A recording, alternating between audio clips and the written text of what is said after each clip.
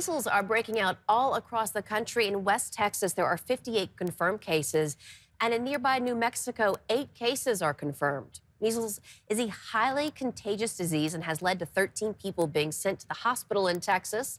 We are joined live by Dr. Rachel Harrison. She is an epidemiologist at Providence Hospital in Anchorage. How dire is the concern about measles in Alaska at this point?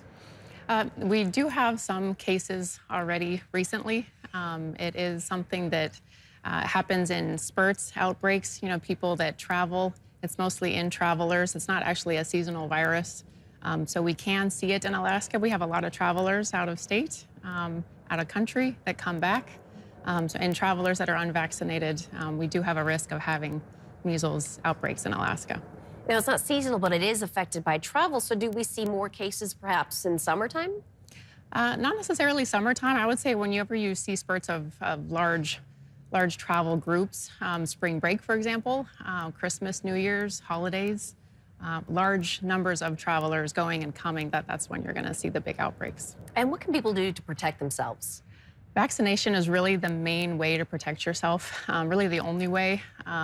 It's part of the childhood vaccine series. It starts when you're 1 year old, and you can get the second booster when you're 5. That's about 97% effective, and most people don't need to have another booster in their life.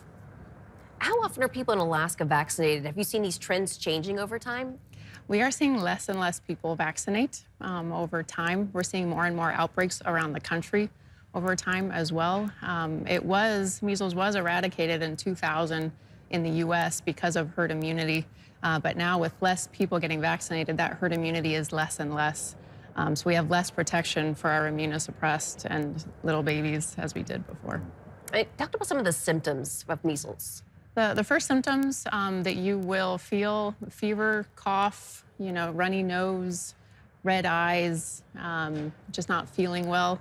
Those are the first symptoms that you'll feel. And then depending on your risk, you can develop complications after that. What's it like for you as a doctor when you talk about the disease was eradicated and now it's back? Can you ask that question again? What is it like for you as a doctor when you hear that the disease was eradicated and now it's come back? It's really sad, scary. It's such an easily preventable disease, and it can develop very severe complications.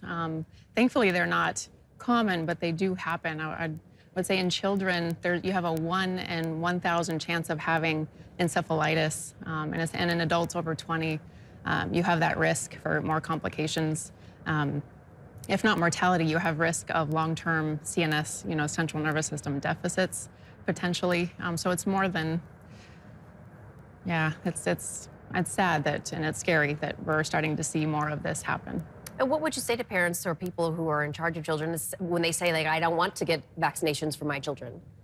I would say it's definitely less risk to get yourself or get your children the vaccine than to actually have the disease.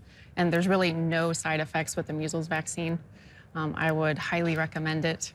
It protects not just your children, but children around you, immunosuppressed people around you.